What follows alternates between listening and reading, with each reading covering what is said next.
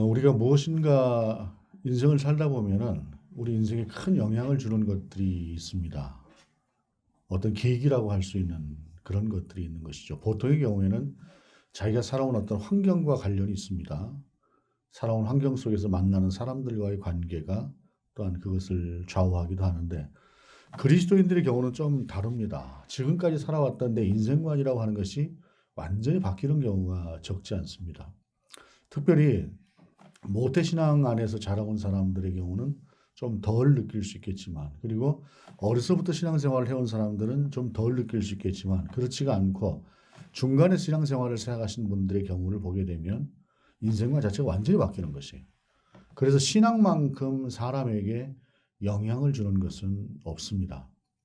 오늘 본문도 그러한 의미에서 어찌 보게 되면은 잘못 알고 있었던, 조금은 또 오해하고 있었던 그러한 말씀들에 대해서 새로운 정리가 시작되는 그런 말씀입니다. 그래서 오늘 본문의 말씀 가지고 제목을 대서사로 했는데, 이것을 그냥 대서사라고 이렇게 띄어쓰지 않고 읽게 되면은 구청 앞에서 뭐 글 대신 써주는 행정서식을 잘 모르니까 이걸 어떻게 써야 될까요? 할 때에 그 대소서라고 하는 데서 이렇게 대신 써주는 그런 분들을 대서사라고도 얘기를 했는데, 그것이 아니라 대서사입니다.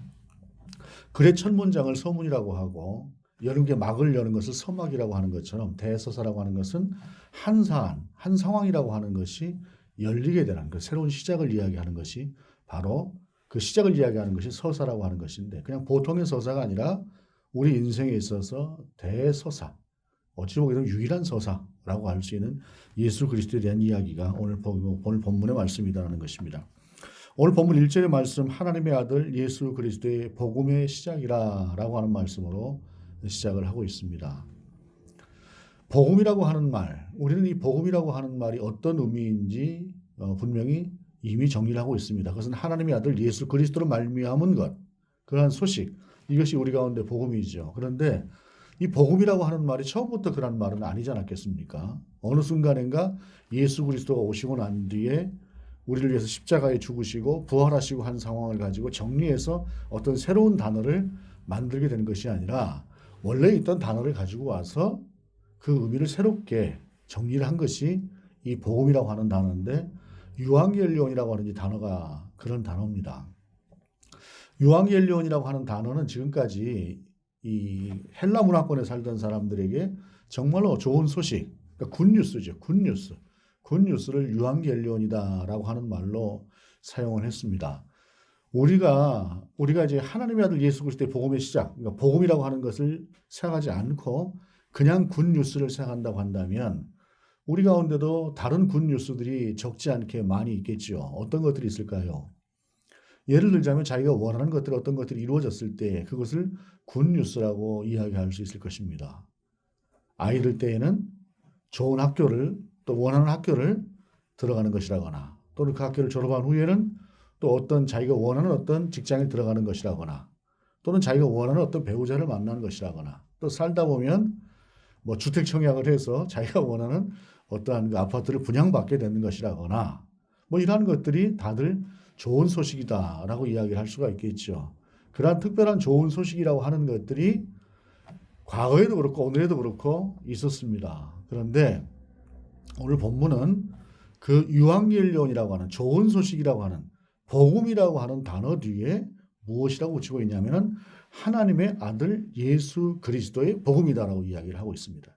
그러니까 그냥 좋은 소식이 아니라 하나님의 아들 예수 그리스도로 말미암은 복음이다라고 이야기를 하면서 그것이 시작되었다라고 하는 것을 본문은 우리 가운데 이야기를 하고 있어요. 그래서 좋은 소식이라고 하는 것이 이것도 있고 저것도 있고 많은 것들이 있을 수가 있겠으나, 그러나 유일한 복음, 하나님의 아들 예수 그리스도로 말미암은 유일한 복음이 이제 시작되었다라고 하는 것을 우리 가운데 전하고 있는 것입니다. 그야말로 대서사를 우리 가운데 전하고 있는 말씀이 오늘 본문의 말씀입니다. 그러면서 그 뒤에 선지자 이사야의 글에라고 하면서 인용하는 글이 두 군데 글이 있습니다. 먼저 2절 보게 되면, 보라 내가 내 사자를 내 앞에 보내노니 그가 내 길을 준비하리라.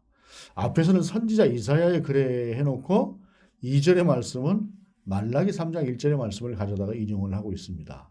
그리고 그 다음에 광야에 외치는 자의 소리가 있어 이르되 너희는 주의 길을 준비하라 그의 오실 길을 곧게 하라 라고 말씀하고 있는데 왜 말라기서를 같이 사용하면서 이사야의 글에라고 이야기를 했을까라고 하는 것들에 대해서는 여러 가지 생각이 있을 수 있겠지만 아마도 메시아에 대해서 대표적으로 가장 많이 예언을 했던 분이 이사야이기 때문에 그 이사야의 이름을 먼저 언급을 하면서 말라기와 이사야의 글에라고 한다거나 또는 뭐 이사야와 말라기의 글에라고 하는 말보다는 그냥 이사야라고 하는 그런 의미를 모두도 알 수 있는 그런 말씀으로 시작을 했다라고 생각을 합니다.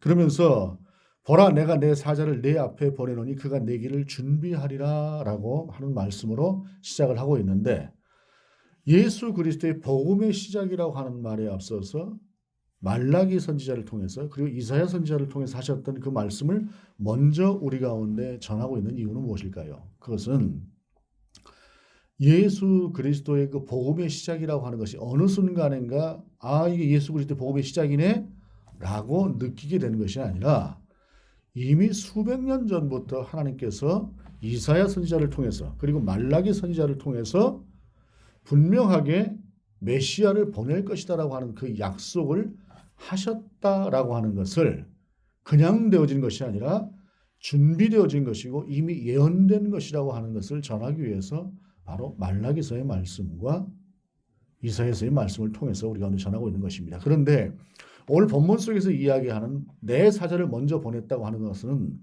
메시아를 보내기 이전에 그 메시아를 소개하는 사람을 먼저 보내겠다라고 하는 것이 말라기서 그리고 이사야서의 말씀이다라고 하는 것입니다.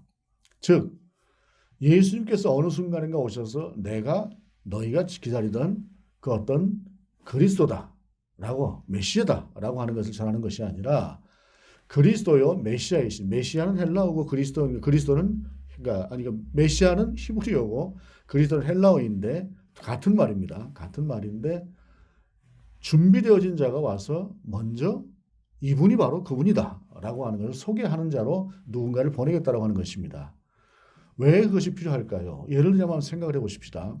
왕이 면복을 하고 어느 고을로 갔습니다. 어느 고을에 가서 고을에 있는 어떤 높은 관리를 만나서 그 고을을 다스리는 사람을 만나서 내가 왕이다 라고 이야기를 한다면은 그 사람이 평소에 왕을 배웠던 사람이라고 한다면은 오셨습니까 하고 얼른 무릎을 꿇겠지만 그러나 평소에 왕을 한 번도 대면해 보지 않았던 사람이라고 한다면 면복을 하고 온 그 사람을 보고 누가 이 사람이 왕이다 라고 생각을 하겠습니까?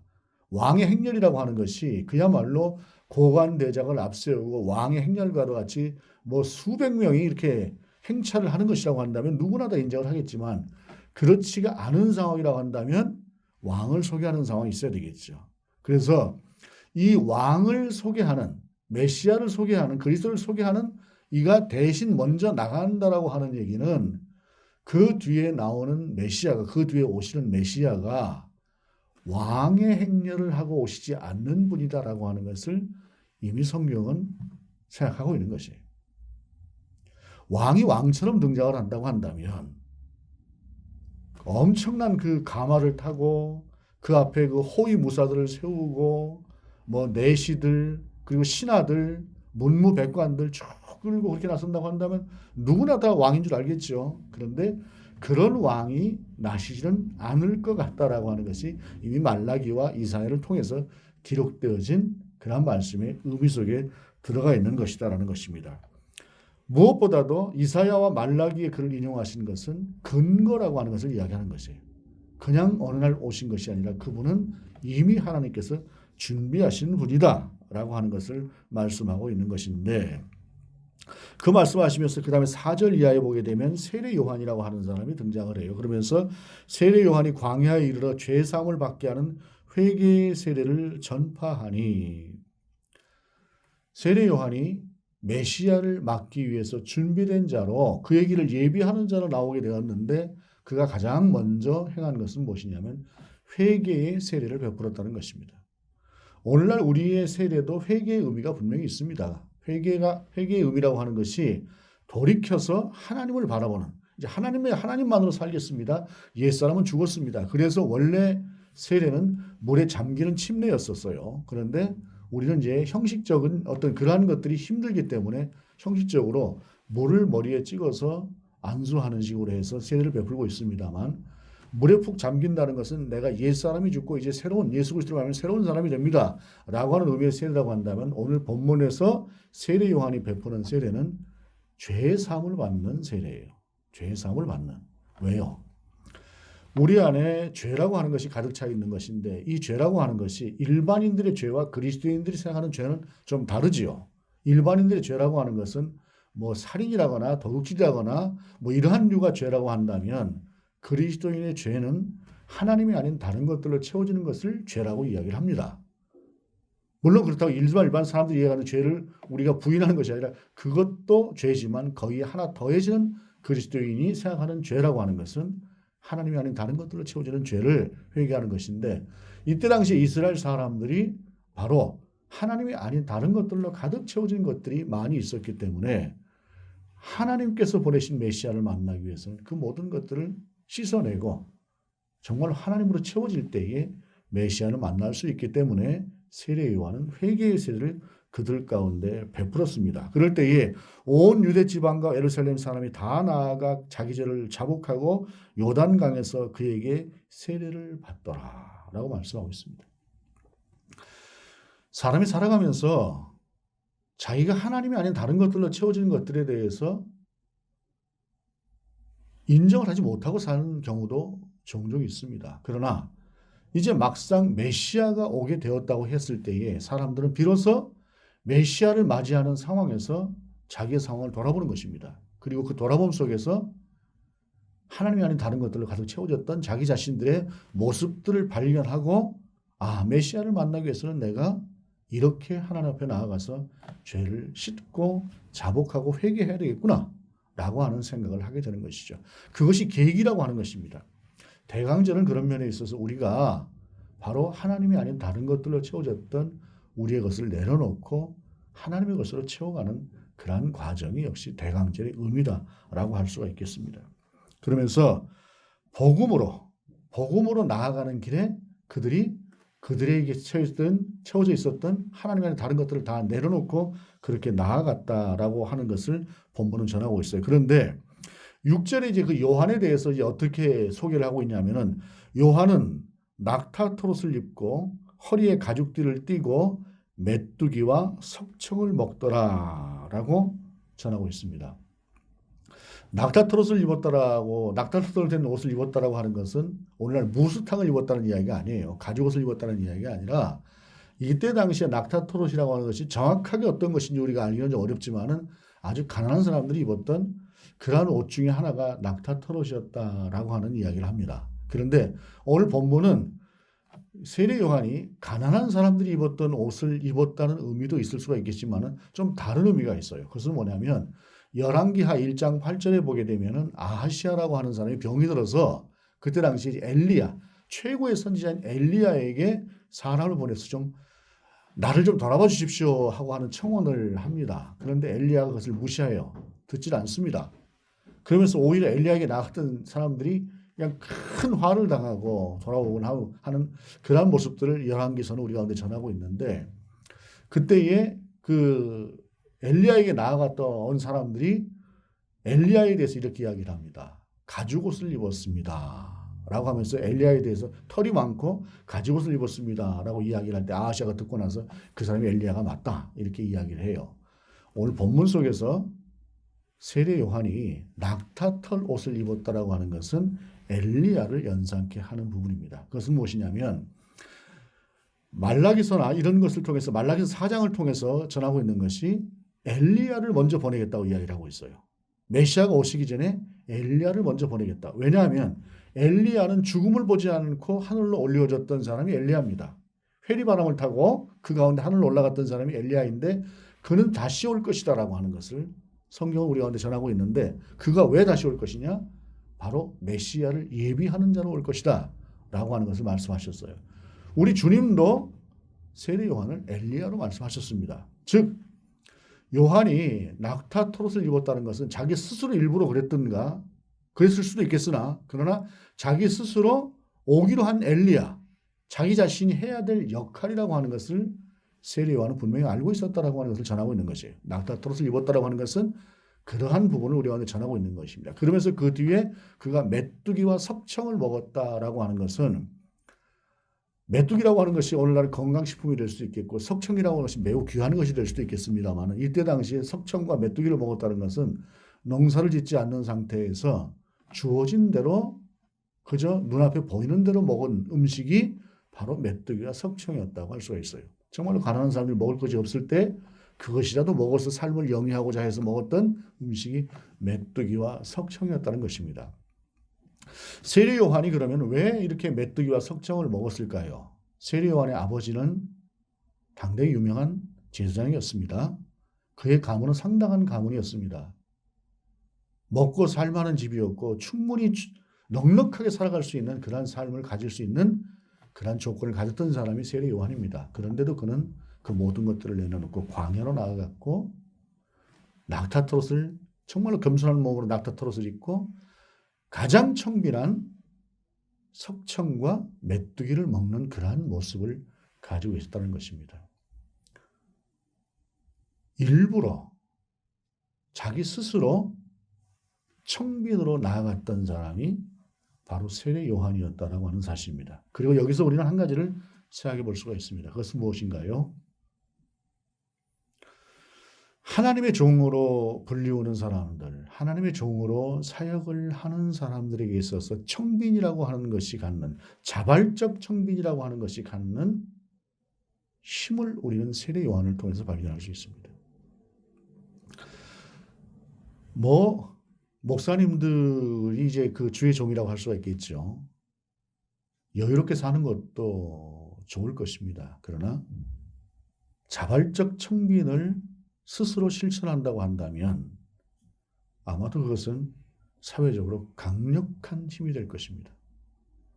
저 같은 사람은 자발적으로 청빈할 필요가 없이 그냥 원래 주어진 것이 상황이 청빈에 가까운 그런 삶을 살다 보니까 그렇긴 합니다만 그것도 요즘 최근 들어서 제가 몇 달 동안 가만히 이제 그런 생각을 해보는 것이 자발적 청빈은 아니라고 할지라도 하나님께서 주어진 그 상황 속에서 청빈 비슷한 삶을 사는 것도 참 감사한 일이다라고 하는 생각을 요즘 들어서 제가 해봅니다. 왜냐하면 우리가 보다 더 큰 가치라고 하는 것을 분명히 아는 사람으로 살아갈진대에 우리가 많이 가지고 풍요롭고 넉넉하고 매사에 이기고 승리하고 이런 것들은 사실은 이 땅의 것들이잖아요. 그러한 가치에 함몰되는 것보다는 비록 하나님께서 좀 이렇게 강제로 낮추시는 모습 같은 그러한 모습으로 그냥 주어진 대로 이렇게 살아가는 연약한 모습을 하고 있다고 할지라도 그거 자체가 은혜다라고 하는 생각을 해요. 왜냐하면 이렇게든 저렇게든 우리에게 있을 때 가장 중요한 것은 하나님의 나라를 살아가는 것이에요. 그 하나님의 나라를 살아가는 것에 있어서 마태복음이 가장 먼저 말씀하시는 것이 무엇입니까? 심령이 가난한 자는 복이 있다라고 말씀하셨어요. 거기서 심령이 가난한 자라고 하는 건 해석이고요.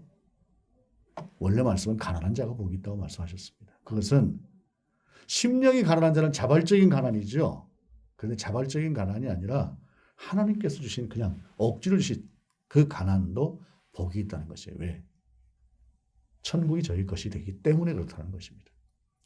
세례 요한은 자발적으로 자기 가지고 있는 모든 것들을 내려놓고 청빈으로 나아갔습니다. 청빈으로 나아가면서 하나님의 사람으로 자기에게 주어진 종으로서의 사역을 온전히 감당하는 자로 나아갔다라고 하는 것입니다. 그런데 오늘 그 세례 요한이 6절에 보면 이렇게 말을 하고 있어요. 요한은 7절에 그가 전파하여 이르되 나보다 능력 많으신 이가 내 뒤에 오시나니 나는 굽혀 그의 신발끈을 풀기도 감당하지 못하겠노라. 오늘 본문을 보게 되면 온 유대 이스라엘 사람들이 세례 요한에게 나왔어요. 세례 요한은 바리새인들을 향해서도 아주 심한 욕설을 하면서 그들을 대했습니다. 그럼에도 불구하고 그들이 세례 요한 앞에 나왔어요.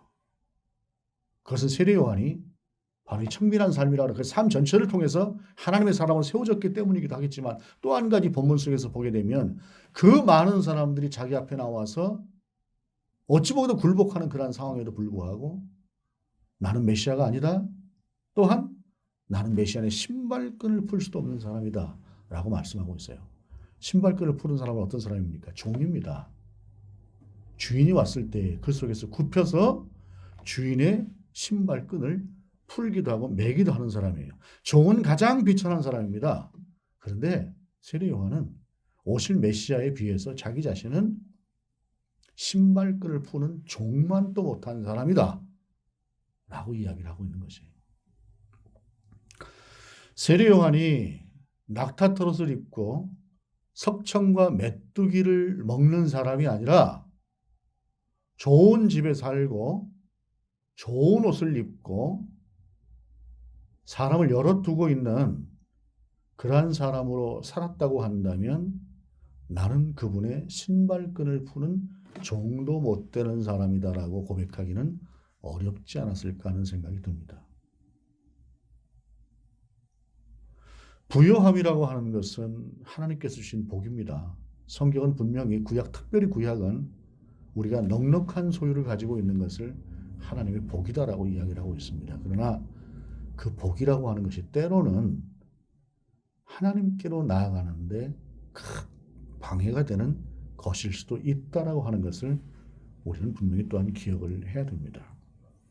세례 요한은 그의 삶만큼이나 그의 고백도 아름답게 하고 있습니다. 이러한 세례 요한이 일찍 세상을 뜨지요. 예수 그리스도의 등장과 함께 참 처참하게 목이 베어서 세상을 떠납니다.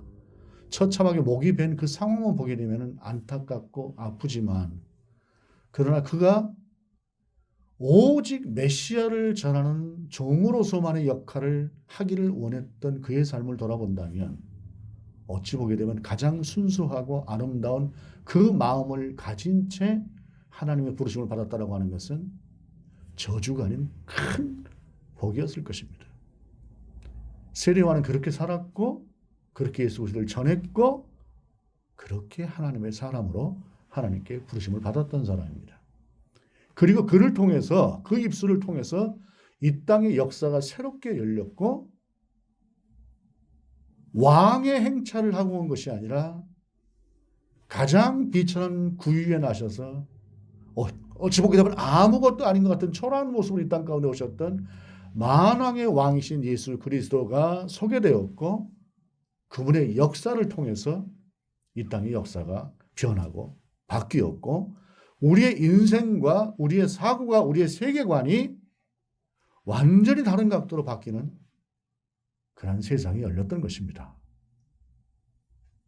예수 그리스도에 의해서 열린 것이지만 그 예수 그리스도의 길을 놓았던 세례 요한이 또한 그 대서사의 역할을 했던 사람이다라고 하는 것을 본문은 또한 우리 가운데 전하고 있는 것입니다. 그러면서 그가 이렇게 이야기합니다. 나는 물로 세례를 주지만 그분은 성령으로 세례를 줄 것이다 라고 하는 말씀을 하십니다. 대단히 중요한 말씀입니다. 물은 하나의 형식입니다. 그런데 세례는 무엇입니까? 형식 뒤에 채우는 실제입니다.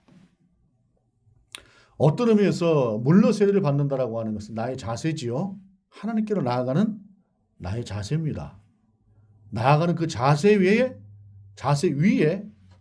우리 주님께서 성령으로 말미암아 실제적이고 구체적이고 역동적인 당신의 역사를 우리 가운데 세우시는 것이 바로 우리 신앙의 자세입니다.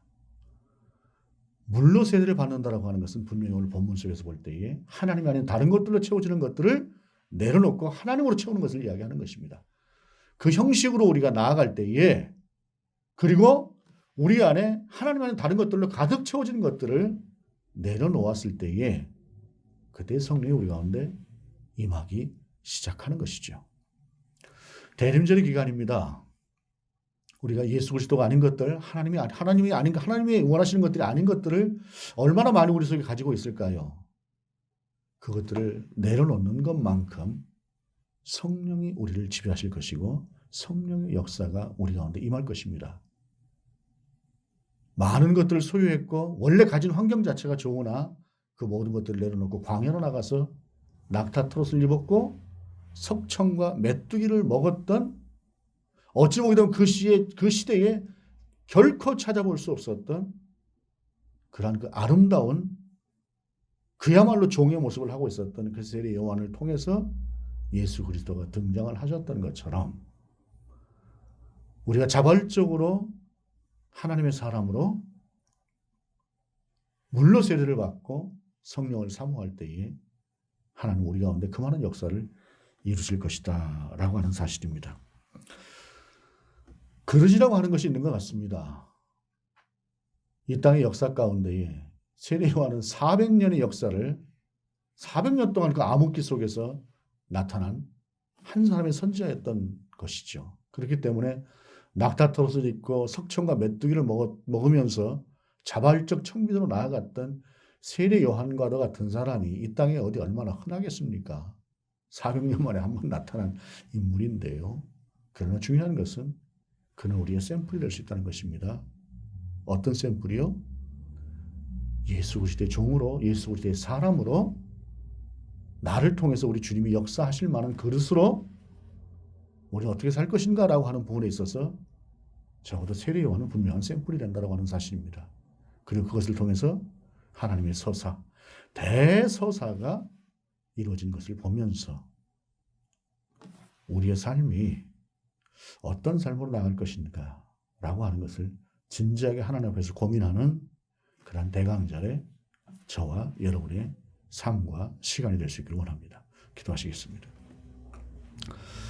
주님, 많은 것을 가졌음에도 불구하고 그 모든 것들을 다 내려놓고 하나님의 사람으로, 그리고 자발적 청민으로 자신을 비울 수 있었던 세례 요한의 모습을 보게 하시옵소서. 그리고 그 모습을 통해서 우리 주 예수 그리스도께서 이 땅에 당신의 모습을 드러내셨던 그런 온전한 도구가 되었던 요한의 모습을 통해서 우리도 그와 같은 모습을 담고 바라봄으로 우리를 통해서 그리스도가 이 땅 가운데 전파될 수 있는 그런 도구로 쓰임받을 수 있는 소망을 품게 하시옵소서. 주 예수 그리스도 이름으로 기도드립니다. 아멘.